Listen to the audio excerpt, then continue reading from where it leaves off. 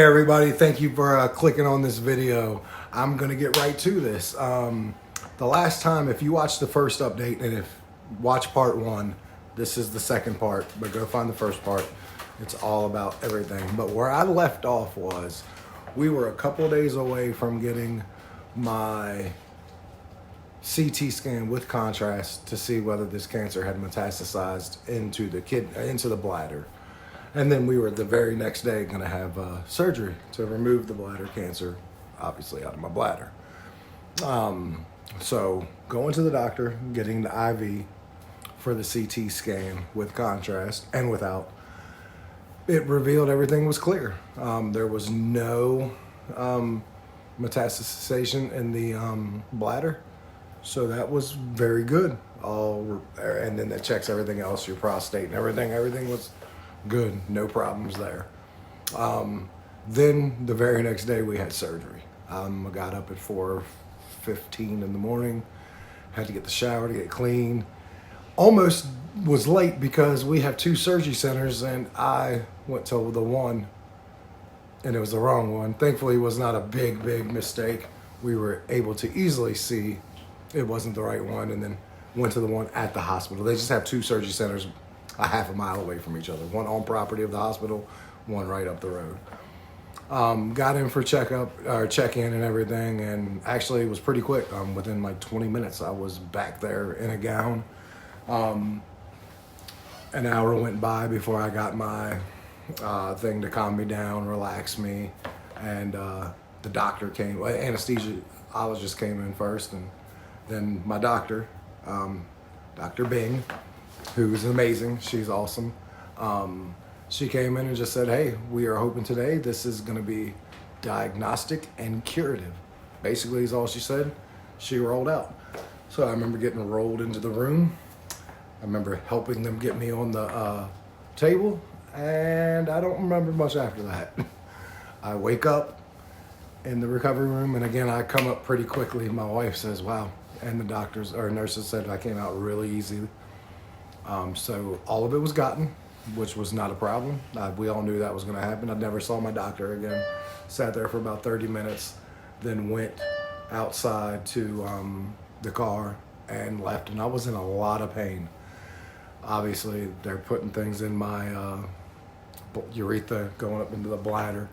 So I was bleeding a lot for about 5 days. And every time I sat, it felt like I had to pee. And my bladder, for all this, I used to have a bladder that I could hold everything. Now I have a bladder that feels like I can't hold a lid to a Mountain Dew. If you put Mountain Dew in the lid, it feels like if I drank that, I'd have to use the bathroom. So that's been weird. And I went to the doctor. Well, I talked to my doctor's nurses and asked them, and they said, well, yeah, it's kind of normal. We've been in your bladder multiple times now.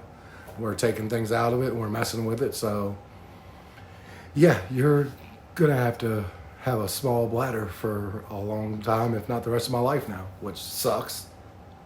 But the doctor didn't call me back for about 2 weeks, and this is where things got a little interesting. Honestly, when I left the hospital, I thought I was done. Like, I knew I would have to call to find out if it was low grade or high grade, and let's get to that. It was low grade cancer.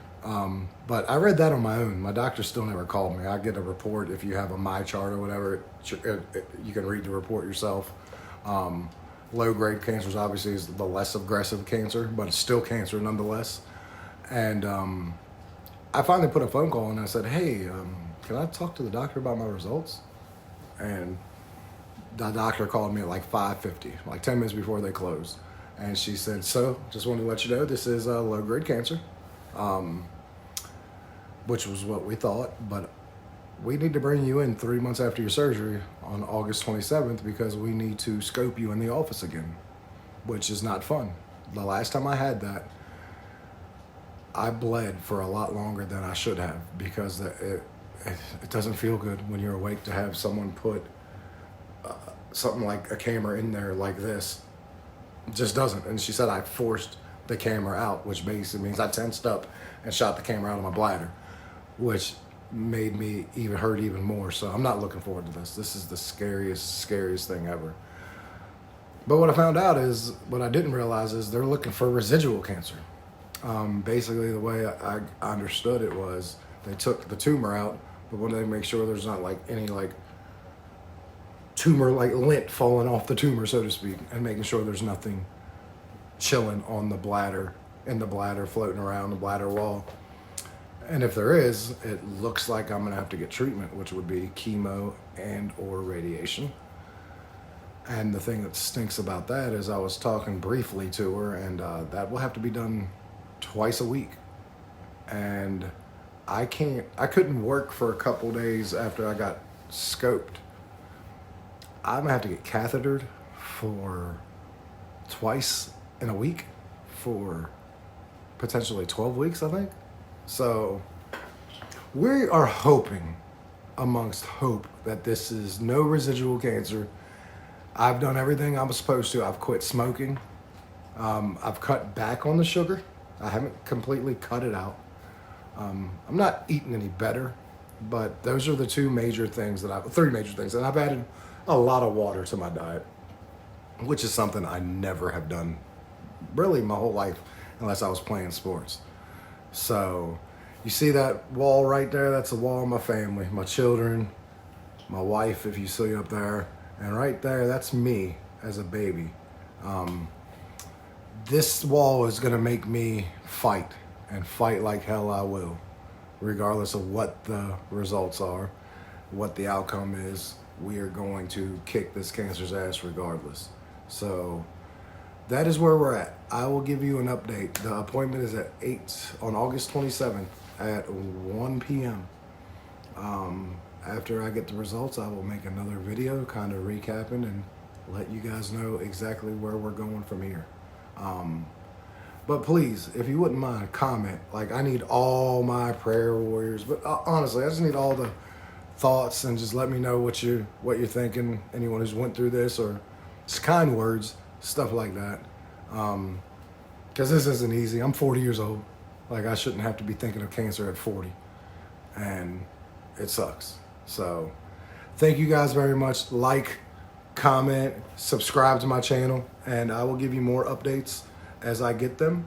Thank you very much. Have a great night.